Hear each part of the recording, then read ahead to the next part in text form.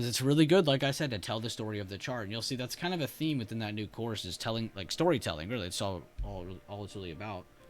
Storytelling. Storytelling can be very helpful when reading a chart from left to right.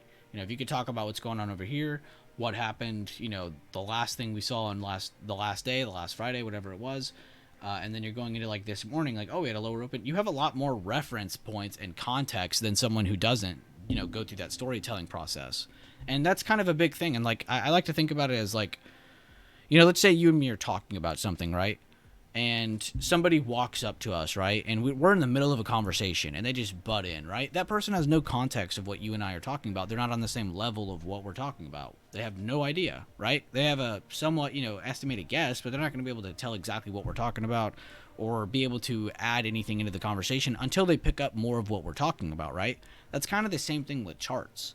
You really don't get to look at this once and be like, oh, that's bullish. Like, no, why don't we get some context first? And that's really why I talk about the storytelling of everything. It's nice to get context.